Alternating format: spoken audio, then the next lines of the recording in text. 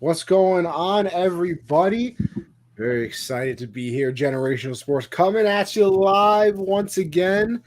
And listen, we're kind of new to the Doubted Views page itself, but if you're watching over on the Generational Sports Twitter or the Generational Sports YouTube page, don't be alarmed.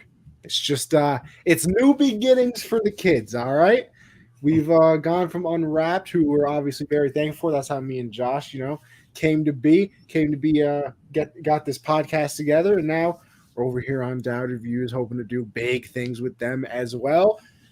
It's been a while since we've been live. It feels like a lot over has a year, change. It has been a year change. But yeah, excited to be here. Excited to get into everything. Obviously, we got a lot to talk about. We got a national championship game on the line tonight. We got playoff predictions to make. We got coach firings that are going on in the NFL right now. I mean, listen, it is going to be a packed show as it always is, and we're going to be here to entertain you through it all because that's what we do. But before we get into it, I got to know, Josh, how we doing there, boss? We're doing good, I was very excited for today, just like you said, very excited to be a part of Doubted Views. Also, shout out Unwrapped and appreciate them, bringing us together and all that. But very excited to be here. And so this morning I was very excited. And then, I start driving, take my dad to work, and a bird just poops right on my windshield, bro. I'm not even kidding. It was not exactly. Some people say that's good luck, Josh. Really good luck. Yeah. I just assumed bad luck. Like I was like, oh, it's a bad day already. Oh yeah. Oh, we got my boy Kyle. What's going on? Prediction for the game tonight? You know what, Josh? How about we get right into that? What do you say we get right into the national championship game, which will be tonight? And listen, we got TCU, we got Georgia. I think what are we about? What are they, like a 13-point underdog? Yeah, something like that. I mean, that is listen, people have been betting against TCU all year. They said that in the promo. They said, listen, we've been betting against all year. What do we care if people are betting against us now? Now, obviously, Josh, you know me, not the college guy. I'm not the college guy. But I did watch TCU Michigan because I'm not an idiot. I did watch Georgia Ohio State. Bad day for college football's boring people, huh? Bad day for those people. Oh, so listen, two good games out of 755. I got to watch the entire season. You're not one of those, and all right? of a sudden, it's a bad day. Those games were amazing, though. Yeah. But I watched those two games. I'm very excited. Very excited. But, man, who do I have tonight? It just feels like Georgia's a bunch of grown-ass men out there. You know what I mean? Yeah. Like, those are some grown men out there. Look at this. We got TCU about to win. Got 100 on TCU. Odds were so good. Get paid. Good. 13 points. Yep. Big bets on TCU. Okay. Kyle said he's betting the whole bank on TCU. Going broke for it. Now, we got listen, Josh, we're going to have some people popping in and out through the show through tonight. And that's what we're gonna have right now. We got our good guy Mike in here. All right, talking about a little college football. Let's bring him on real quick. Mike, what's going on there, boss? Well, first of all, welcome to the show. I've had the pleasure of doing a show with you already. Josh, Mike, Josh, how we doing, boys? A little live. Appreciate you. What's up, Josh? How you doing? I'm good. Nice to meet you, Mike. Nice to meet you as well. Good to be on here again with you, Connie, talking some sports. You know what I mean? This is outside of finances. This is my forte. I mean, as you see, I mainly came for the Lions talk, support my Lions, but we can talk some college football. I'm with it. Listen, we're gonna touch on both. Listen, we put together a little bit of a Google Doc to get into points of what we're talking about? Of course we do. But listen, you know what I always like to say, Mike, and Josh knows this. You know who shows this is? You know who show this is? It's ours. We can do whatever the hell we want with it. So we can swap around through things. We can go back through things and do whatever we want. So, Mike, big college fan. What a big college fan? Because like I said, I'm not. Josh tries to convince me every year to watch it. I can't do it. College football is great. Like, I love it. I love the atmosphere for it. The young kids, they play for it. Like, to me, I love the Super Bowl because it's the ultimate, but to me, a college football is even bigger because these guys play their hearts out for it. You know what I mean? Like, there's more to it than just like sometimes it could be that player's last game that they ever step on a field. You know what I mean? They leave it all out on the field, etc. So there's a lot more that goes into it to me than a lot of the business side of it when it comes to NFL and Super Bowl. So me being a big Michigan fan, like that's also a situation like. Yeah, I love college football because, I mean, my history goes back very, very well. We've always had a good team, you know what I mean? So somebody that's always had a name, kind of like Alabama, you always want to stick with that. Now let me give you, I think, the reason I don't like college sports. Mike, can I ask where you're from? Originally, I'm from Detroit, but I live out in Arizona. Okay, see? So you got a reason, though. I'm from New York. Who am I going to root for? I live in Illinois. Like, you can still like college football if your state's team isn't amazing. Syracuse? I mean, basketball, maybe. We haven't been good since Melo. I was a child. I was 3. I mean, their football team isn't too bad. I mean, even then, you could pick one that's even near that area. I mean, you just got to decide whether you like the ACC, Big Ten, or the SEC for the most part. Out here with the Big 12 or Pac-12, I mean, what we got ASU, U of A. I mean, granted, we got USC in it, but sometimes that whole needle it shifts to like USC and Oregon. And then it'll be like, okay, everybody's fairly equal. And then it'll be like USC and Oregon are dominant, and then they're fairly equal again. Nobody ever comes up like outside of 1996 when ASU went to the Rose Bowl. I mean, come on now. What's really happened as far as Pac-12? We don't have much out here. see, Kyle, my man Kyle says, "Son rooting for Army from New York." That's what I'm saying. I mean, don't get me wrong. Go Army, beat Navy every single year whenever they play. I'm always rooting for him. Listen, it's kind of awkward because my brother isn't technically in the National Guard, so I should root for Air Force. But go Army, beat Navy. I've been to a few Army games. Fun environment. Listen, I'd love to go to like a nice Michigan game, Penn State game, Ohio State game, one of those. I like to experience the atmosphere. Don't get me wrong. I know that's fun. My problem is, like, if I pick a team and start rooting for them, I hate bandwagon people. Then I'm the bandwagon guy. Okay, so what you have to do then at that point is you have to wait until they're not at a peak and they're in a valley, and then you have to start following them at that point. When they start losing those bandwagon fans, you hop on and start watching them rebuild. Then it can be something. Is Clemson considered a valley right now? No. Well, no. DJ's gone, right? So, I mean, and that other kid, he was like, what, #1 recruit? So I don't know if they're in a valley because Dabo's still there, and I don't know if I can. Well, as long as Dabo's still there, just watch their recruiting classes and see how well they do, and start paying attention to them. You know, like once you start learning, then like learning what they're doing and what their plan is, you know, and being just a fan of Dabo. Dabo's a great coach. You know what I mean? So that's not a bad one to even follow overall. I mean, I would say Clemson's great. You know what I'm saying? Like they're not where they were when Deshaun Watson was there, but and they're still, you know, God, it was fun. Those were fun games, right? Listen, I am a human, though. I don't like Alabama. Thank you. I appreciate that. You know what I mean? Like, seeing them lose is fantastic for me, even though I don't even like college sports. Listen, we're going to move on to the lines, but before we do that, I got to get everybody's prediction for tonight then. We kind of said it. Let's get a little prediction out here. I'm going to go with the underdogs. Not the dogs, the underdogs. I'm going TCU tonight. Yeah. I think they load up the box, try and stop the run, make Bennett beat him through the air, which is possible, very possible. But listen, give me Max Duggan because that man, not the underdog, but he is the dog. Max Duggan is a dog. Josh, what do we got tonight? Yeah, I thought the spread would be a lot closer with how TCU has shown they can, you know, go down and come back and win, but I mean, I got to go with Georgia. They're just a powerhouse. Stetson Bennett gets it done late in the game, even if he's, 35 years old, still playing in college. But I got to go with Georgia. I hope to see TCU in it, but Georgia's just Brock Bowers. They're just way too good. Look, we're talking about two teams that actually shouldn't be there, right? Michigan lost on with respect to the defense giving up, 50 points. We had a touchdown taken away from us for one. You did. You okay? did. And not just that, but Ohio State missed a field goal to win that game as well, which that guy was consistent all season up until then. So you're talking about 2 single plays and 2 different teams could be in this whole thing. You know what I mean? So I actually think, and I'm a fan of Max. I think he's decent. We'll talk about Max here in a minute, a little bit more. But I'm going with TCU just strictly on the fact that their fast-paced offense is crazy. Like, those guys will throw up a lot of points no matter what. So their offense against Georgia's defense is going to be the story.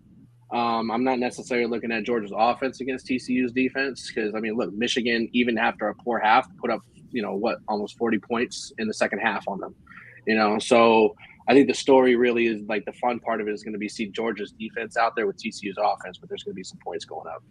With Georgia being by 13.5, I got TCU by at least 7. That's the things that we love to see. We got a lot of TCU love in the comments. I picked them. Sounds like you're picking them. We got, listen, Todd's got them. Chris got them. Got VV. They got them. Comedic Gold. I'm the only one with Georgia. Wow. Listen, we're riding for TCU. What are Horned Frogs? Bullfrogs? What are Horned Frogs? Which ones? Horned Frogs. I'm looking guy. at where Vegas is putting their money. Vegas is putting all that money onto TCU. I guarantee it with a 13.5 point spread. So, when it comes down to this, Vegas is going to be the winner out of the whole thing, one way or the other. It's going to be a perfect line. It'll be a perfect line, just like it always is in Vegas, because they can see the future, and we're too stupid to see that they can do that. Every time we think we got them, they get us back every time. Never fails. Every time. Technically, I brought Mike on a little too soon. But I want to transition, though, into that hat you're talking about, the good old Lions. Because, listen, I'm sorry. Not playoff bound this year. You're getting there, though. Big fan of Motor City, Dan Campbell. And, listen, they knocked the Packers out of the playoffs. They have a winning record for the first time in a few years. What was it? Maybe 2017, I thought I saw it was. Yeah. So listen, there's finally, we're on an up trajectory here. Listen, there's been a long time where we were down. You got Barry retiring early, you got Calvin retiring early, you got Stafford getting traded. Bam! All of a sudden, they hit the reverse thrusters. We're on the move now. Jared Goff, one of the best years of his career besides that Super Bowl year. Mike, Amon-Ra St. Brown, you can ask Josh. He is a top 10 wide receiver. I've said this. Listen, if this guy was 6'5", he'd be Julio Jones. Swear to God. Yeah. So I'm a big Lion guy. I got him for 10 wins next year. How you feel though? How you feel about everything yesterday? How do you feel about your team moving forward? Motor City Dan Campbell, you liking the roster? What do you think they do in the draft? So many questions, but I know you're the guy to come to. So I'm diehard, Motor City Kitties. That's all me. You know what I mean? Detroit, the Tigers are on my arm. You know what I mean? So when I'm paying attention to these guys, I watched it from this season. That HBO Hard Knocks was amazing. Oh my God. I was locked in every episode. The emotions, when it led off with Jamal Williams, right? At the end of the first episode, Jamal Williams, he had his hand up, had the whole team up after practice, gave that inspiring speech.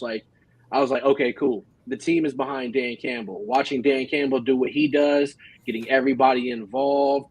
He's a player's coach. You know what I mean? And I love the hell out of this guy. I love his whole motto of grit, etc. And that's what they showed. They said, look, we were 1-6, and we're going to try and do something rather than just tank, which is a good idea for me because, it's going to show we gained respect this year. To beat Green Bay twice, and once of the times being on their field to end the season, it was very, very bittersweet. Only because of Seattle, but because we could have got in if Seattle would have lost. Yeah, but it was a big win. The amount of disappointment when they kicked that game-winning field goal that I felt. Listen, I'm a Patriot fan, but I was rooting hard for the Lions. I think a lot of people were. They're the team that you feel sorry for because outside of the Cleveland Browns. We had the only 2 0 seasons ever. We were sitting there tied with Cleveland, okay, cool. We had 2 seasons. We're not the only ones that went over, but we're the only team that went it twice. So Not exactly like what you they're want. the team that you feel bad for, and it's like I like them because I want to see them succeed. And I think everybody is like, okay, do we believe into this? Okay, we're one player or one tweak shy. Like a lot of teams and coaches and management will say that, but Detroit literally is right on that cusp of saying, okay, one, maybe two players or some type of scheme changes, we could be in the playoffs, period. We could be a contender. Now, what do you think brings them over the top? Because I'm going to look it up right now. I want to see the 2023 draft order. Right now, they're sitting at the 6th spot. They have the 6th pick in the they're going to draft. be 18. They have the 6th pick because of that trade with the Rams, obviously. And then they have the 18th pick overall as well. So, I mean, you got two top 20 picks. You got one top 10 pick. I mean, basically, in the top 5 almost. What are you looking at? You trading? Listen, I'll tell you my plan, right? Because this is what I've been saying the entire season. I know a lot of people don't like Jared Goff. Oh, you can't win a Super Bowl with him. I tend to agree with that. I think you need a top 10 quarterback to win a Super Bowl because we can go over this. I mean, when's the last time a non-top 10 quarterback won the Super Bowl in this era? You can look at Nick Foles. I'll give you that one. I'll give you Nick Foles. But other than that, you're going back to people. Oh, Trent Dilfer. Yeah, back in 2000 when people were still running the ball. That doesn't happen. Joe Flacco? Joe Flacco. I would agree with the Joe Flacco one. You don't think Flacco was elite that year? He was in the postseason. He was nice, but that was, I mean. That was a defensive-driven team. That was a defensive-driven team. I think I'll give you Foles. I'll give you Foles, and then the two I can argue with you on are Eli and Flacco. Because I don't think Eli was never top 10. I don't think Flacco was borderline to me that year, but they were different people in the playoffs. I mean, they turned from Eli Manning to Peyton Manning. I mean, from Joe Flacco to Tom Brady. Got 2 rings. Eli has numbers behind him, and if I'm not mistaken, isn't he in the Hall of Fame? He's not. I don't think he's eligible for the Hall of Fame. Where's he going to be? He will definitely be. Right. Are we going to talk about Flacco being in the Hall of Fame? Nah, never. Listen, never. I think Eli makes the Hall of Fame. Still not a Hall of Famer to me. Look, I think Eli is one of the most overrated quarterbacks in NFL history, period. If it wasn't for interceptions like 3 times. If it wasn't for David Tyree, his lucky catch, if it wasn't for Mario Manningham against San Francisco, he had 2 players on him in the NFC Championship, catches, gets a first down, they end up with the drive. They would have never been in that next. Listen, if Asante Samuel could catch an interception, if Wes Welker could catch a pass, if Gronk didn't have no ankle playing in the game, don't get me started. So, yeah, the Patriots should have, in my eyes, they should have won both. You know what I mean? This comment disgusts me, by the way. Underrated. It does. What are we talking about right now? A whole lot of Eli hate up in here. I mean, hey, besides Jameis Winston, he has the most interceptions in history in the season. It was 28 interceptions, right? Then Jameis Winston came in and went 30 for 30. He had his ESPN year. So either way, I mean, those two, I think Jameis Winston is a very overrated quarterback as well. I knew he wasn't going to do anything with New Orleans. Don't give me Jameis ever. But anyway, back to what I was saying before we went on that little tangent, which was good. You can't win with Jared Goff. I understand, whatever. But the offense was unbelievable this year. The defense struggled in the first half, got better in the second half, right? I'd probably pick a defensive player with that 6th pick. Is it possible you can get Will Anderson? I think it is. Because I think Chicago trades back, and whoever trades with them is picking a quarterback. Houston needs a quarterback. Arizona, I don't know if there's an offensive lineman good enough for the 3rd pick. Josh or Mike, you'd have to help me out with that. The guy from Northwestern. There's a guy from Northwestern that's going to go in the top 8. I can't remember his name. But. Okay. So maybe they try and go offensive line and fix something, or maybe they trade away D-Hop and they need another wide receiver. I don't know if there's a wide receiver that's good enough to go top 3. Whatever. Who do we got next? Then we got Denver. Then we got Seattle. Or no. Then we got Indy. That's another quarterback. Seattle. I don't think they're taking a quarterback after what Geno did this year. Could they go defense? Yeah, they could. Or I don't know. They have to go defense because they have They have Kenneth Walker. They have DK Metcalf, Tyler Lockett. They've got Geno Smith, who had a great season out of his first time ever in NFL. His NFL career, he had a great season. I thought he was a very overrated quarterback, but when you put a scheme like Pete Carroll's around him and the players, I mean, he succeeded. It was great. But I think they go and bolster their defense a little more because, as we've talked via text, there was something about Carroll and his staff and LOB, right? So if you at least have an offense that can put up points, you rebuild LOB because it's already been proven when it comes to playoffs and Super Bowl, defense will get you there. Period. Defense and running the ball really helps, and they got Kenneth Walker already. So yeah, maybe they go defense, and then Lions are sitting there with 6. You think that they would go defense, or you trade back, get even more picks, and you can plug even more holes. I mean, Josh, before I get to Mike again, what do you think they would do? I mean, like I said, 6th and 18th pick, I believe they have. Yeah, I think there's going to be some crazy movement within the top 10 of the draft. I think there's, obviously the Bears, I think it's pretty obvious they're going to stick with Fields after the season he had. Just multiple teams up there that don't need a quarterback, and when you have 2 prospects like Bryce Young and Stroud in this draft, there's so many things that could happen in that top 10. At 6, I mean, it's very confusing. If Bryce Young is there, I don't know how you don't take him. It's not likely he'll be there at 6, but if he's there, I think Detroit has to take him because, Goff wasn't terrible this year, but the path this team is on, you want to upgrade from Goff. With the talent they have on the roster, you want to upgrade. So, if Bryce Young is there, Will Levi is going to be the Mac Jones of this draft class. His stock is just going to keep rising and rising when we get closer to the combine. So I definitely think O-line is something they could use. Sewell is right tackle. You want to protect the blind side. So the Northwestern tackle, I think, would be a good pickup. And then at 16, I mean, I love Amon-Ra, and, we'll see what Jameson Williams is. But if Jordan Addison is there, I think he'd be a great addition too. Just, if you can get Goff as many weapons as you can, it makes his job a lot easier. So I think offense is the way I'd go for them. Yeah, Mike, let me hear it. What you got? What's your GM cap saying? I'm going straight defensive line. If there's somebody, so what I would do if anybody isn't there for them worth of that pick at 6, I'm trading down. I may trade for a veteran and a couple of later round picks, right? Give that 6th pick. There's somebody that's going to need it, right? But it all depends to me on what happens with Goff. So there's an opportunity for them to be able to cut Goff and save $10 million and re-sign him to a smaller deal, right? If that goes through, I keep Goff at a lower pay rate because he's already got the chemistry going on with Amon-Ra. We saw what happened towards the end of the season when Jameson Williams, first play, boom, 41-yard touchdown. You know what I mean? Like, they've got the 2 receivers. They've got 2 decent running backs that can both catch out of the backfield because Swift when he's healthy, he is good.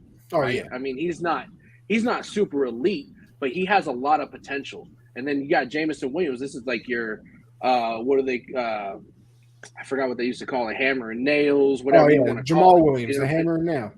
Yeah, so Jamal Williams, get him in within the 5, boom, he's in, right? And they've used touchdowns this year, right? He broke Barry Sanders' record. I think he had ended up with 18 or 19. Exactly. It kind of hurts me though a little bit because there's more games and more opportunity for him to happen. So it's kind of like, did he really do it? I don't know. But numbers wise, yes, he did. So you got to think also with the past, what are we known for as the joke of the NFL? We drafted 3 receivers in a row, right? So after that, we drafted tight ends every single season for a couple seasons. Like we had TJ Hawkinson. We had before that, I forgot. We drafted a couple of them. You know what I mean? So we've worked on the line. Eric Ebron, right? We had a lot of work on the line and even on the interior line as well. We need to flip it to defense at some point and stop the run. That was our biggest problem the whole year. We couldn't stop the run. So Will Anderson, you pair him up with Aiden Hutchinson. If he's there at 6, absolutely.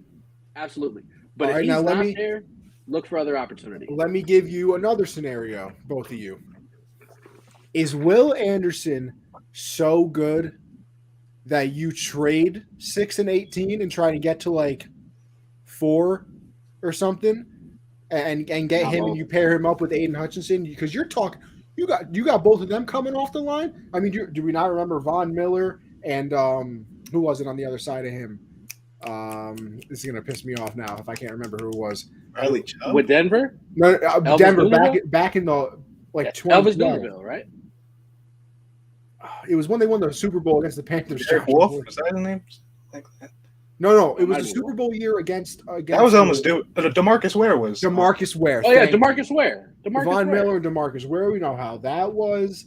I mean, could you do a little Will Anderson, a little Aiden Hutchinson? Because Aiden Hutchinson, to me, I think Sauce is going to end up winning. I think Sauce wins Defensive Rookie of the Year. Nope. Not with 9.5 sacks. No, not with 9.5 sacks. Don't you listen? I was going to say I think he wins it, but I would vote for Aiden Hutchinson. I mean, what do you have? 9.5 sacks, like you said, 3 interceptions. I believe he had a fumble. Did he have a touchdown this year? I want to say. Yeah, I think he had one. Yep. So I mean, hey, you pair them up together, you're talking about destroying quarterbacks for what, 10 years? Yeah. If Aiden Hutchinson doesn't win Rookie of the Year, I'm not going to say I'm never going to watch the NFL again, but I'm just going to say it's more hate towards the Lions from the head offices here and the voters. Because, I mean, look what happened with the Jets defense. They scored 6 points yesterday. They lost, but then they only gave up 11. But they still lost. Right? The last two were on a safety because they're doing the lateral BS. Right, exactly. So look at the last part of the season when it came down to it. Sauce Gardner was out there balling all year, and then all of a sudden, his name went a little bit silent when all these injuries started happening. When Breece Hall got injured and the running game got shut down when Zonovan couldn't do anything, right? Like he had a couple good games, and all of a sudden, the last 2 games he couldn't do anything, right? The team just kind of went. They could. Oh, I am not a fan of Zach Wilson at all. But regardless, that hurts Josh's feelings. Josh thinks he's a guy. I love Zach Wilson. Man. Love him. I can't stand it. I think him and I think Trey Lance are extremely, extremely overrated. They got drafted way too high for their potential. But I agree with the draft spot. I agree. No reason to BYU quarterback should go number 2. I agree. Right. Now, as far as Bryce Young goes, right? Look, depending on what happens with Jared Goff and that deal, I'm still not. I still personally, I pass on Bryce. I'm not an Alabama quarterback fan at all. Well, listen, I'm not a question fan of for y'all, Jones, so I don't disagree with you. Tell me, what was the last Alabama quarterback to succeed in the NFL? And Jalen Hurts doesn't count because the last year that he was playing in college was with Oklahoma. There hasn't really been one. I mean, Tua is on his way. Tua for a few games this year. AJ McCarron sucked. I mean, they don't have a great history of quarterbacks. You're not wrong. So there's 3 schools I as a GM I would never. Wait, hold on. I think I can do this. I would never draft the quarterback from Alabama, USC. I feel you know what? I want to say Texas. Ohio State. You don't like Caleb Williams? Nope. Good in college. I'll promise you right now. I'll say it here on Generational Sports. Gosh, right there. Hold on. We got Pacific time. 28 minutes, 20 seconds. I need it. Yeah. Caleb Williams will not do anything in the NFL. Woo! We're bringing it. So that brings us to. I see a lot of Kyler in him. The playmaking ability. I think Kyler's overrated. But isn't Caleb actually? I live in Arizona. I hate Kyler 5'10"? Caleb's not 5'10", is he? Caleb's small. He's not big. But is he 5'10"? Arizona? He's bigger than Kyler, but that's not hard to do.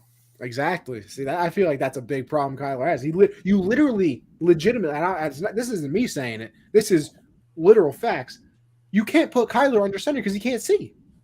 Nope. How many they run 100% of their plays out of shotgun. Yep. So, I mean, even if he's 6'1" instead of 5'10", at least I can put him under center and he can see over the lineman. Well, that's why they use they use him out of the run so much. And look, with the ACL tear from Kyler, he's not going to be the same. I mean, ACL tears, people are coming back from them thanks to Dr. James Andrews and his magical scalpel, right? He's been doing wonders on ACLs, but I don't see Kyler Murray ever coming back the same because there's also the mentality portion of, am I going to tear this again, right? So they got to be careful with him. And now Kliff is gone, and now Steve Keim is gone. And now you've got this kid who has big words and a lot of emotion, but he hasn't done anything, if you ask me, that's worthwhile of giving him this team at all. He's put up fantasy numbers. He's great in fantasy, but he's not great for the actual team. That's the thing. Like, I'll draft him for fantasy. Oh, I'd be stupid not to draft him. Here's my thing. His rushing yards. And I tend to almost agree with you. I thought Kliff Kingsbury was awful as a coach. So let me see Kyler. Let me see Kyler with an actual coach. And then I'll get back to you. Because listen, ready? Because we got to do this too.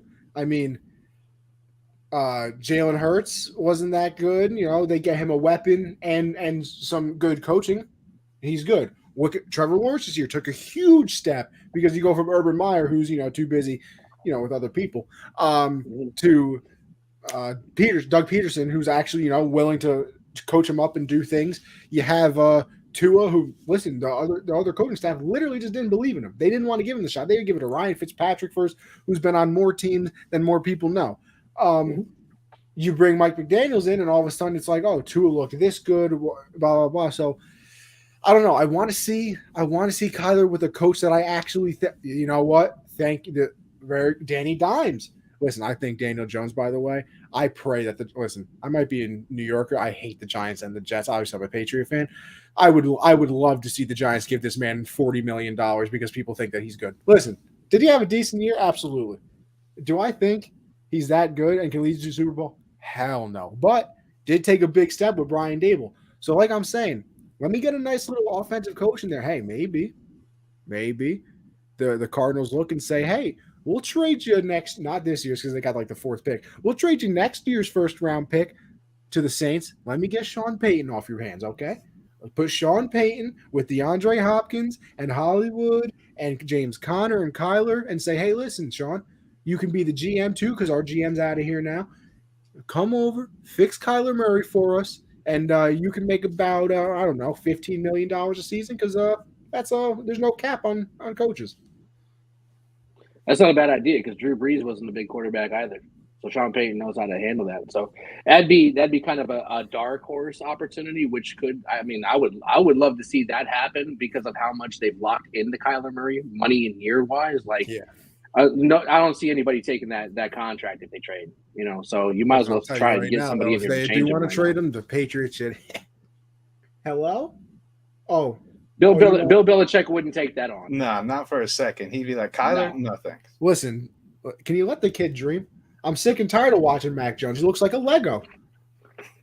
But the playbook doesn't call for a quarterback of Kyler Murray's potential, which is ground and pound, like running. We got to move into the 21st century here. Tell Bill that. Listen, if I had a direct line, you got no idea what I would tell Bill after this year. You hired Matt Patricia to be the offensive coordinator. I hired Matt Patricia to be the offensive coordinator. Cam Newton went to the wide Super receivers. Bowl. The Patriot wide receivers were the 3rd highest paid wide receiver room in the entire NFL this year. There is not one guy that should be in the top 30 paid. Nonetheless, them being the 3rd highest paid wide receiver room, and Matt Patricia, Kendrick Bourne is in my doghouse. He had one of the best. He had the best year of his career last year. Now he's in the doghouse. Our wide receivers suck. You don't have enough room to put people in the doghouse. You are in the doghouse if there's any room left in it after you got in there. So I would tell Bill a few things. I'm not mad about it though. Trust me, I had a few things that I've had to say and keep to myself over the past maybe 25 years for the Lions. So just 25. I know what you're talking about. Don't worry, it's getting better. It's getting better though. Listen, Mike, we're gonna move on to some things. You're more than welcome to stay if you want. We're gonna go into some firings. We always do a QB of the week, player of the week. We're gonna go into wild card predictions. You can stay, you can come back, you can do whatever you want, but I'm just giving you the option here. I'm actually going to hop off so you guys can go ahead and have your time. I just wanted to chime in on the Lions. I've got some food truck stuff to work on because I launched my food truck, by the way. Hey, what are we selling? Hey, Puerto Rican food, baby. Okay. Puerto Rican food. So you guys come out to Arizona. Plates on me, y'all. Listen, don't do that. Yeah, we'll take that invitation quick. Listen, I'm hop on out. You know, I've put down many a plates in my life. I don't know if you want to get free out there, but I'll take it. I'll take it. I got you, bro. Trust me, we'll fill you up. All right, we appreciate you hopping on, bro. Appreciate You have a it, good rest of your night, and as I said, always welcome back. If you hear anything you want, chime in. Likewise, gentlemen, I appreciate y'all. Y'all enjoy y'all evening, and we'll catch you guys on the next episode. All right, you have a good one, Brody. All right, that's what we like to see. That's the things we're going to be doing here, bringing people on, bringing them out, and yeah, Josh, that was fun. But we'll move on. We will move on. A game is about to start, so listen. While we're still live, we'll give you updates throughout the game. Obviously, don't want to leave anybody high and dry because listen, don't turn the channel away. We're going to be here. You can put the game on in the background, mute it so you can still listen to our wonderful takes and everything that we're doing. So, don't go anywhere. Don't go anywhere because we got to get into some things. We mentioned it, but let's go right into how about this? We'll go into, the Bears game, sort of, not really, because I think it transitions real well into, all the firings that happened today. So Lovie Smith, out as the Texans head coach after only one season, still gets paid for the next 3 though. So I mean, I guess it's not the worst life out there unless you actually want to be a coach. But he gets fired. The Texans actually win the game by going for 2 after converting on a 4th and 20 Hail Mary, and they end up winning the game because of that. So they don't have the number 1 pick anymore, because the Bears had already lost to the Vikings earlier in the day. So now the Bears move up into the number 1 pick. Texans drop down to the number 2. And listen, do I think it's the biggest deal in the world? Because you never really know what's going to happen between 1 and 2. Maybe not. But here's my thing, and I don't know why you would do this. I mean, listen, I know you want to go win the game, so I guess that's why. But now somebody can jump ahead of you. Josh, what if your Carolina Panthers are looking and saying, damn, we really need a quarterback? What if the Colts are sitting at 4? What if they call up Chicago and they're like, listen, we can't miss out on Bryce Young? Even if Houston thinks that they want CJ and they know for a fact that Bryce is going 1 overall, so they don't care either way. What if somebody changes their mind? They get CJ. Like, it's just, listen, I know you never want to tell anybody to lose the game, blah, blah, blah. But, I mean, that was just a weird little thing. And Josh, before I let you go on this, I just want to remind everybody to make sure you go like and subscribe to the show over here at Doubted Views. We're doing big things all year. I mean, look at this. Bam. Boom. Boom. I mean, come on. What are we talking about? Look at that. Like and subscribe. Make sure that you stick around. We want to hear you in the chat. We want to see your comments. We love interacting with everybody. We've had some great, conversation over there on the side. I'm peeping it. I'm looking at it. But Josh, what do you think? And everybody else in the comments too. What do you think about the Bears? Not the Bears. The Texans winning that last game. Lovie Smith getting fired and everything, and all the ramifications that might come with it. Yeah, it was a very hype house. We were watching the Texans game. My dad is a Bears fan, obviously being from Chicago. So, yeah, it was very hype watching the end of that game. I was shocked, because even seeing the Texans in the first half come out with a 10-point lead, and then you kind of saw them, all right, we want to keep the first pick. Like, it kind of looked like it was going that way. And then that last drive, they were just – I think Lovie was like, you know what? I'm probably going to get – he said after the game he expects to be there. I think that was more of a media answer. Of course it is. He was like, I'm on my way out. Let's go win this game. So it was cool to see that. But I don't think – I mean, obviously it sucks not being able to have the first pick. I think they're going with whoever doesn't get taken first. I would actually be very shocked, if the Bears didn't trade back, because I think they could at least go back to 4 and still get Will Anderson and or Jalen Carter. Yeah, maybe. Texans might have been sniffing something at that time. You might be right. But I think, the Texans now at 2 could still get Bryce Young or CJ Stroud, whoever doesn't go 1. Obviously, they're going to like one guy more than the other, but winding up with either of them isn't too bad. But that fan base has got to be hurting, man. Just having that happen and ripped out of their hands. They have a bad season already, but throughout the year, they're like, all right, at least we're going to get the first pick, get our franchise guy, whoever we want. And now it's like, well, we don't know if we're going to get who we want because we won that game. But yeah, it's crazy. I'm excited for the Bears, though. Very happy. Let me give you a part 2 to this. I just thought about this right on the spot. What if Great show. the Texans take that was a good show. Josh, by the way, my Funko Pop collection since you've been gone, listen, everybody, I bought a couple Funko Pops and then all of a sudden I got addicted to buying Funko Pops, has grown exponentially since the last time we spoke. I opened a football pack last time on the last show. I've bought in like 3 boxes. Pulled an autograph rookie NBA, but I want to show the people this just because. Listen, first, I mean, hands raised if you like The Sopranos. I mean, come on, wonderful show. Take a look at this one that I bought, just released. I mean, what are we? Look at this. Look at this. I got Mr. Tony Soprano. He's got the duck. He's in the bathrobe. He's got the little cigar in his hand right there. He's got the newspaper over. I mean, listen. Awesome. Fire. The Funko Pop collections. I got a Scarlet Witch over there, special edition. I mean, the Funko Pop collection has grown exponentially. But anyway, we got sidetracked there. But I had to. We do that often, so sorry. Yeah, we do. I mean, listen, short attention spans. This is Gen Z technically. That is our problem. But what if we all thought, yeah, of course they're going to draft a quarterback this year. Texans got a lot of holes to fill, right? They have the number 2 pick. What if they trade back, get a bunch of picks, and they're still going to be terrible no matter what? They tank again next year, get Caleb Williams for the first overall pick. I don't think it's a crazy idea. I mean, even if they do, like hypothetically, yeah, that could work. You could go Davis Mills year 3, I guess. It'd be pretty obvious tanking job. So I don't know. Because it's no shot. I don't think that happens at all. I think they go quarterback because. Could you imagine though?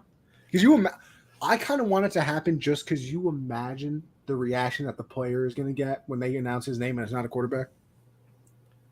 I mean, Will Anderson is, for two almost 3 years, he's been like, okay, this guy's going number 1 overall. He's the best defender in college football for however many years it's been now.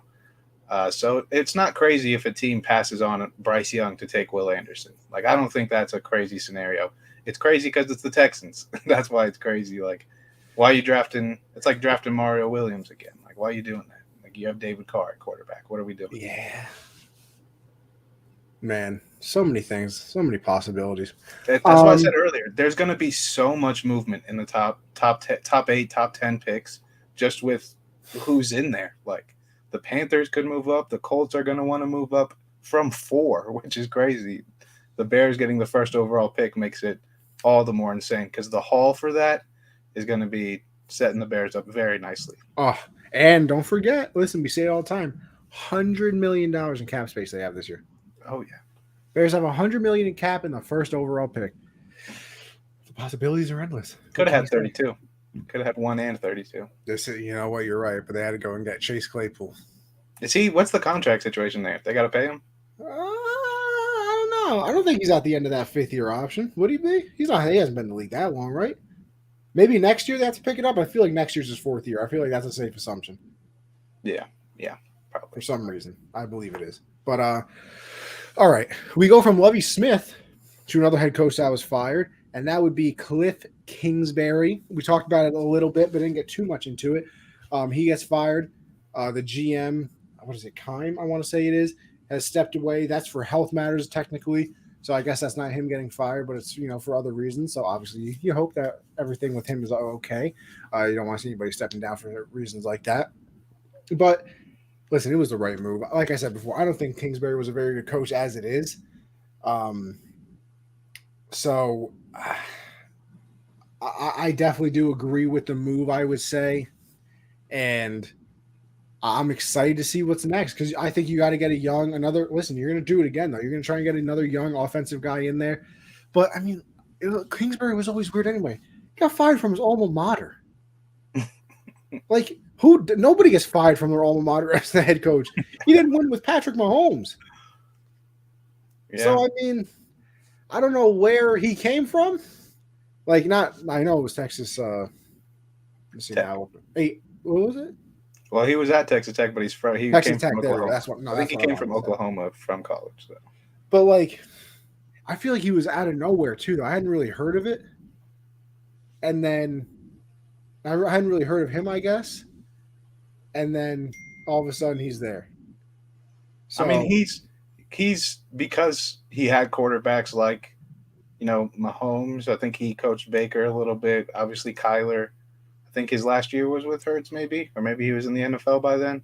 I don't really remember, but he's always been a guy where it's like, oh, look at all the quarterbacks he's had, but the team success is his biggest problem. I don't fully agree that he's a bad coach.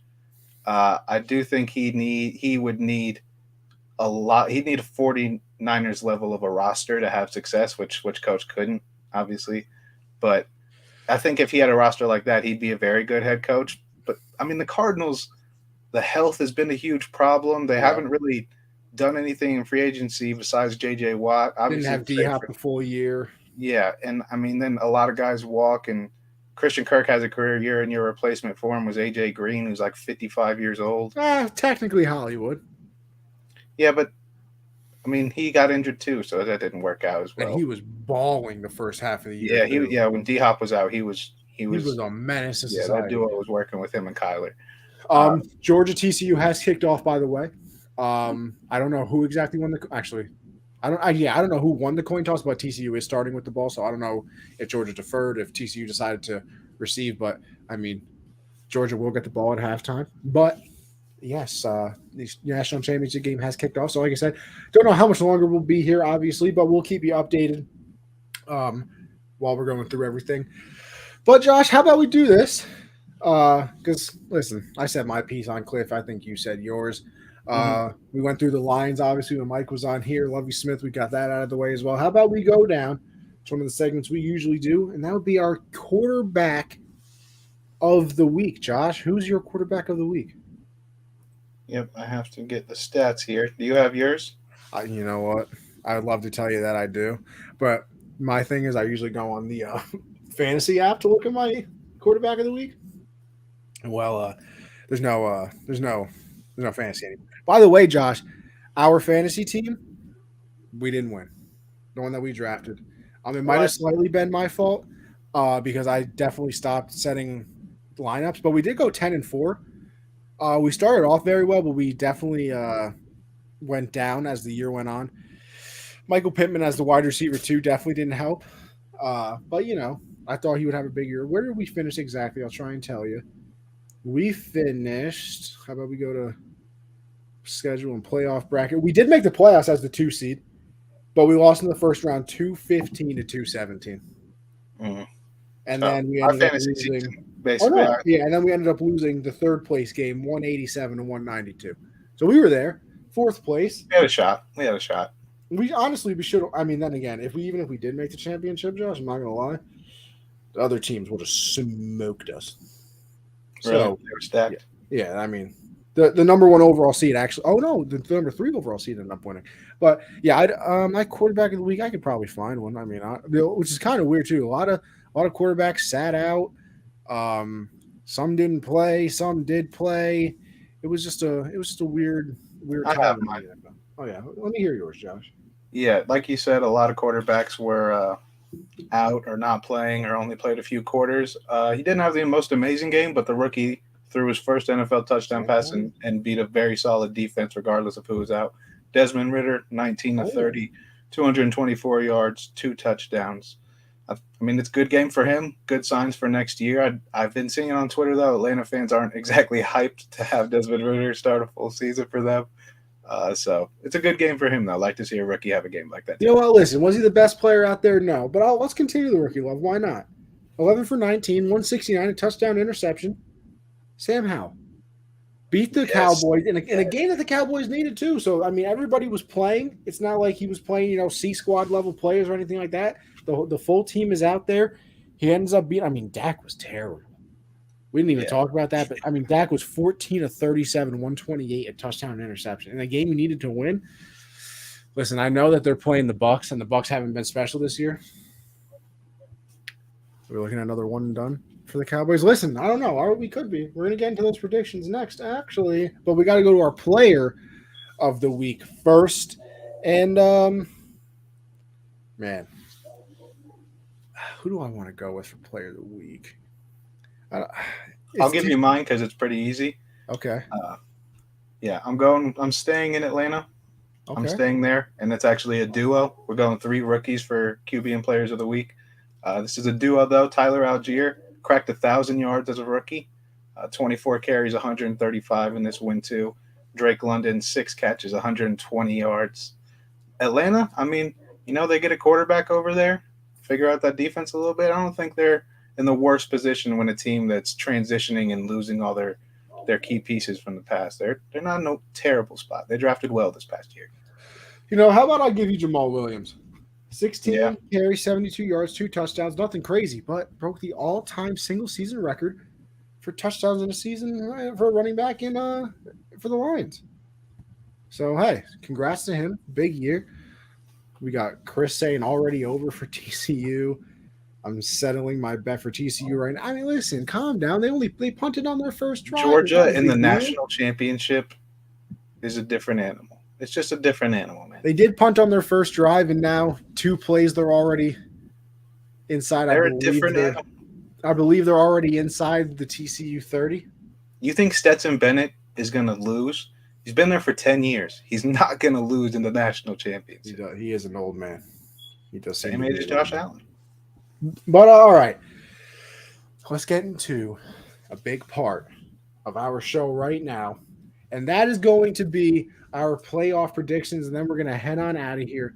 But we start out our wild card weekend preview / predictions, and we kick it off with the Seahawks and the 49ers.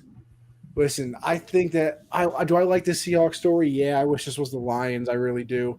But I go with the 49ers. They're just a machine. They have a great defense. Debo's back. McCaffrey's been acclimated into the offense beautifully. Brock Purdy's playing well. I can't think of – Brandon Ayuk has been unbelievable recently. We all know what George Kittle can do, whether it's receiving or blocking. They got the best linebacker in the league, in my opinion, with Fred Warner. Dre Greenlaw's playing well as well. We don't know what Nick Bosa can do. I can't remember the safety's name either, but he is a dog too. Yeah, I can't remember his name, but I think it's just too much for the Seahawks. I like the story of Geno. He's had a great year. DK's had a solid year. Lockett did his thing. I like what Kenneth Walker did as well. The defense is on the up. But I got to go with the 49ers in this one. I would like an exciting game. I think it might be a blowout. Even though it is a divisional game, those usually don't happen. That usually doesn't happen, I should say, because technically, third time they're going to meet. They know what each other do. But I'm going with a solid 38-24 win.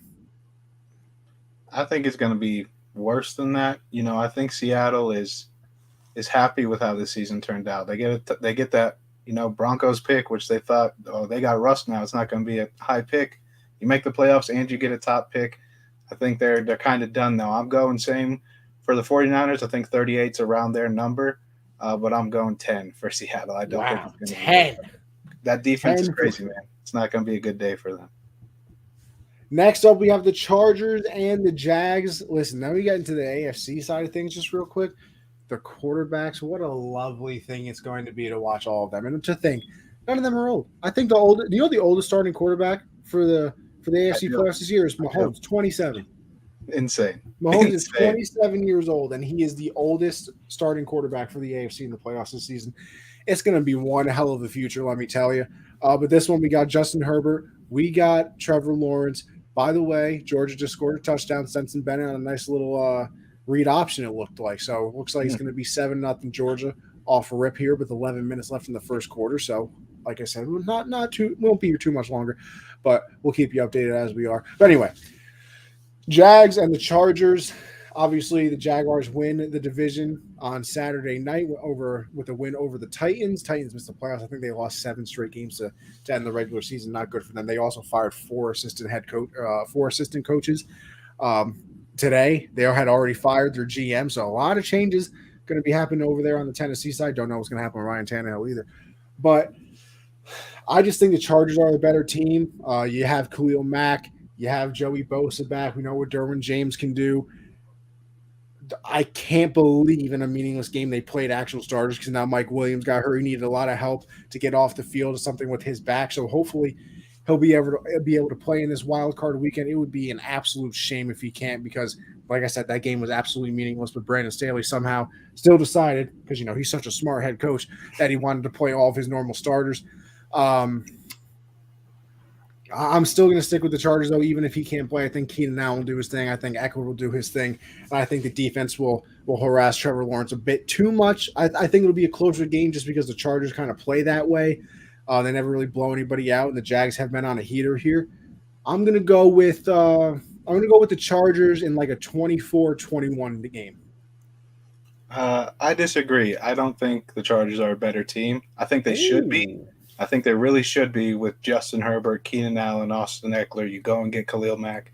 They absolutely should be a better team, but they haven't. I mean, they just haven't been that good. And Brandon Staley's such a questionable coach. Scott Hansen, the whole red zone was like, wonder why the starters are still in. Like, even he couldn't hold back how confused he was. And like you said, then Mike Williams gets injured. So I'm going with Jacksonville. I think Duval is playing their best ball right now. That defense, I know it's Tennessee and Josh Dobbs, but they were still very dominant against Derrick Henry had 30 carries to get 100 yards, which is pretty good defense, I think, if you're only allowed 100 yards on 30 carries to Derrick Henry. So I'm going Jacksonville. I do kind of agree with the score a little bit. I think it's going to be a one-possession game, but I think it's going to be a weird one, kind of. Something happens. So I'm going to go 27-21 Jacksonville. 27-21 Jacksonville. Okay. We go over to the Dolphins and the Bills. Obviously, we didn't touch on it at all, but Hamlin, obviously, a crazy situation that happened Monday. And the fact that a week later, today, he was released from the hospital. He's headed back to Buffalo. Still going to be in the hospital, technically, because, they still got to further test him and everything. But the fact that Damar Hamlin is okay after watching, which was one of the scariest and craziest things I had ever seen on a football field. Just glad that he's good. Took the you didn't know what was going to happen. They had the breathing tube, and then they take that out, and then he's speaking and celebrating. They said when the Bills ran that kickoff return back that he was jumping up and down in the hospital room. So just an unbelievable story. We didn't get to talk about that, but I was working. I wasn't even watching the game, and I was dropping off a delivery at someone's house, and like they opened the door, and I saw they had the game on in the background. I saw the ambulance on the field. I was like, oh no, and I went home and watched it. I was like, just in total shock, but it's been awesome to see how well he's been recovering. It's really it was one of those weird things too, where it was like, oh, it's the typical like, okay, because I was playing Xbox, so I hadn't really seen what happened. I just knew that somebody was down. I saw everybody gathered around. I was like, oh, okay, so somebody probably hurt their back or their neck, which as bad as it sounds, we're kind of accustomed to. It's kind of like, okay, like he's going to get up or they're going to put it on the bodyboard and he'll be all right. He'll give us the thumbs up and everything will move on. And then like I'm watching, they go through a commercial break and they're still there and a commercial break and they're still there. And then I start listening and all I hear is like, they've begun CPR. And I was like, what are we talking about right now? So it was an incredibly, gut-wrenching thing to watch. I mean, you literally thought you had saw somebody die on the field. Like that was my first thought. I was like, I literally just saw the end. His mother was in the stand. But to go from that to release from the hospital literally 1 week later exactly is just it's unbelievable. You really just can't thank the doctors and the training staff and everything enough for what they did. But we go to the Dolphins and the Bills right now, and I think it's the Bills all the way, especially because we don't know if Tua is even going to play. I think the spread is already like 10.5 because they don't know if Tua is going to play. Even if he was playing, I know they kept it close the last time they were up there in Buffalo in that previous game. But I would go with the Bills. With everything that's happened with them, the talent that they already have, it's not like they needed extra motivation, but now you kind of have that thing of like we're playing for something, bigger than ourselves and bigger for the Super Bowl. I'm going with the Bills. I think it's an easy game for them. I think Josh Allen goes off. I think Diggs has a big game. I think the defense suffocates the Dolphins. Listen, I saw that, Tyreek Hill, messed his ankle up a little bit, so you don't even know if he's going to be 100% in that game. I thought Jalen Waddle got a little dinged up as well, so I'm not exactly sure. But, I mean, we saw what the Dolphins did against the Jets this weekend. They only scored 9 points. Technically, they scored 11, but the last one was on a safety because they were doing, the good old, pitch back that the Patriots, tried to do for some unknown reason. But I'm going with the Bills. I'll go like 30-9. Yeah, I mean, like you said, the team was already Super Bowl favorites for a large part of the season and most people's, and the added motivation of doing it for DeMar is just going to make them unstoppable. So I'm going the same. What'd you say, 30-10? Is that what you said? I said 30-9. 30-9. No touchdowns. No touchdowns. I think they'll get a touchdown. I'll go 35-13. 35-13. Okay. All right, we go to our next game. This is an intriguing one. People might not think it is because of the names, but the Giants and the Vikings, they played earlier in the year. They had a very close game there. I think that the Vikings won by what, maybe 4 points, 3 points, something of that nature. I think that's what the spread is once again. So Vegas is expecting another close game. And like we've said before, Vegas is always right. With that being said, I'm still going to go with the Vikings. I think that the Vikings pull out like a 27-20 game here, and they get a stop. They get a stop to end the game on a fourth down, like a fourth and you know what? Hell, fourth and goal. They get a stop, win the game. There could be more offense just because the Vikings defense isn't very good, but the Giants offense isn't very good either because all the wide receivers that they honestly just don't have. The line isn't the greatest thing in the world. So I'm going to go with the Vikings in this one. They play a lot of close games, so honestly, me having them win by a touchdown is definitely way too much. But at the moment, I'll say 27-20 Vikings. I think both teams are just going to struggle. I don't know why. This just feels like a game where both offenses are like they just can't get anything going. That's what I feel like is going to happen. I kind of want to go with an upset here. People have been calling the Vikings frauds all year, so I don't really think it would be crazy. Josh, can I give you a little insight on why I can't have the Giants win? Why? I bet my boy a couple of years ago that the Giants wouldn't win a playoff game in the next 2 years. I bet him $200. So this is year one. Dang, so I can't have the Giants win a playoff game. I think they're going to do it, and I think the final score is going to be 17-14, a game-winning field goal from Graham Gano, Panthers legend. I like where your head's at. Just a little update. TCU had the ball. They fumbled it. Georgia recovers. They are at the TCU. Let's see here if it goes away. I don't know. They're probably at the TCU 25, maybe. Yeah, they're at TCU 28, I'll say. It's game over. TCU 28 right now, 2nd and 5. So it's listen, as the comments are saying here, TCU might be done. TCU is literally done. It's not looking good for the boys right now. Not looking good for TCU. Great season, guys. It's a hell of a season. Yeah, listen. You got places nobody thought you would. Duggan was a Heisman finalist. Good story. But you ran into a team that hasn't lost a game in 2 years. So it's just it's just not Disney, where every story ends well. Yeah. Now watch, we're gonna be on freezing cold takes and everything like that, talking like this. They're gonna come back. They're gonna come back and get us. They're gonna do it. But we move on once again. Ravens and the Bengals. Obviously, they had just played each other, but the Ravens and Bengals are playing once again. This game is going to be at home for the Bengals too. There's no coin flip needed. That was only needed if the Ravens beat the Bengals, but the Bengals took care of business. Listen, I think Lamar is going to play in this game. It was originally supposed to be like, I thought 2 to 4 weeks for him, and he hasn't played in much longer than that. What is it, 6 weeks now? Yeah. Some people are saying it's a business decision. Some people are saying it's the injury. You don't want to get into speculation like that. But even with all that, even if he plays, Bengals are just a better team. They have more firepower. Although I'm a little scared. Kappa got hurt for them. Lyle Collins got hurt for them. So you're kind of back to like, oh, no, the Bengals don't have an offensive line. So that is definitely a little scary for that. But I'll still go with the Bengals. I think they put up a lot of points.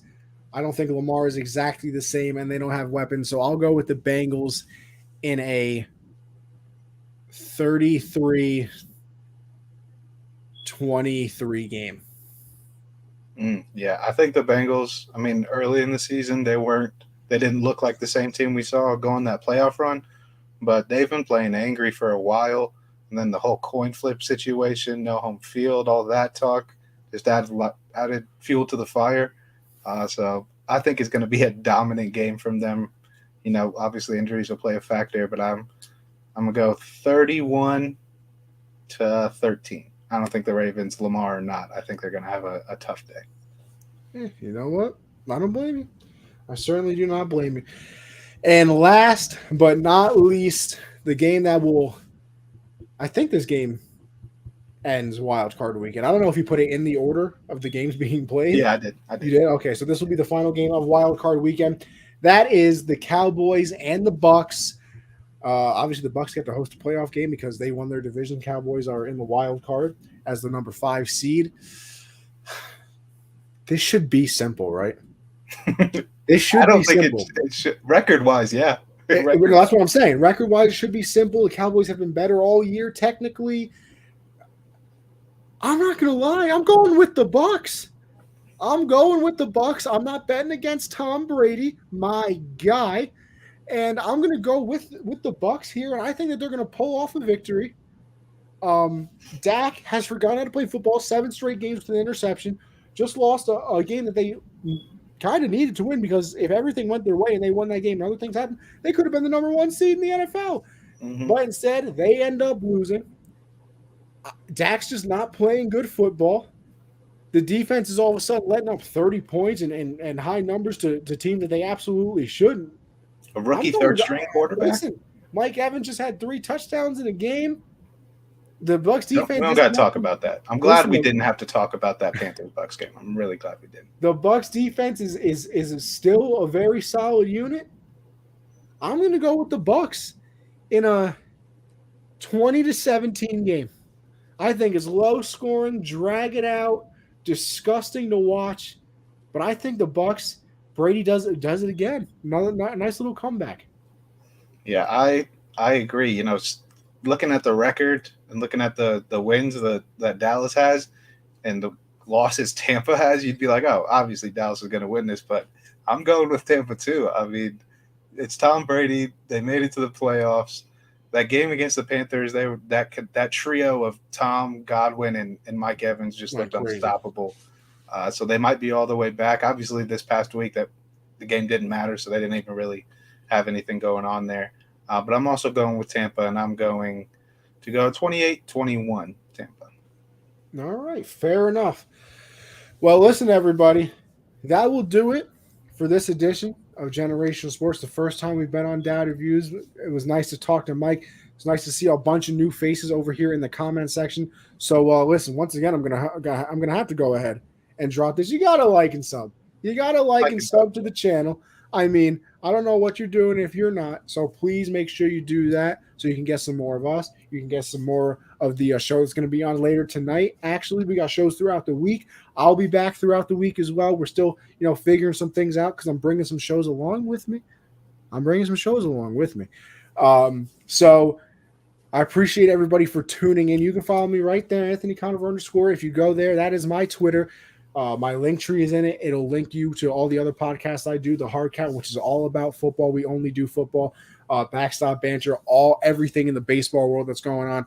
Obviously, me and Josh do this. Like I said, Generational Sports. We do talk about a little bit of everything, but obviously this show is football. UFC is back this week. UFC is back, so we'll probably get into that. We'll get back into, what Josh, Ant-Man and the Wasp? Or Ant-Man Quantumania, there's going to be a special peek at halftime of this game, so I'm sure we're going to have to talk about that next week. We dive into a little bit of everything here, so make sure you come back. Make sure you like and sub like that, like we said before. Follow me, Anthony Conover _ and check everything else that I'm doing. Josh, where can they find you, though? Yeah, like you said, shout out to Mike for joining. Very, very excited to be here at Data Views. Thank you for everyone welcoming us here. It's been really cool transition. Seamless transition. Yeah, we're really excited for everything that's going to be coming next. Appreciate that, Todd. And yeah, follow me on Twitter at Jolin _4. Subscribe to Doubt of Views, obviously, like and subscribe. Subscribe to Generational Sports also. And, tune in next Monday. We'll have a lot more to talk about. Yes, sir. And like Todd said right here, talking smack with the Todd Father himself at 9 p.m. So make sure you're tuning in. That's when the next show will be at 9 p.m. So make sure you tune in to Talking Smack with Todd. And listen, everybody, appreciate it. Many more streams to come. And until then, we'll catch you on the next one. All right. You have a good one.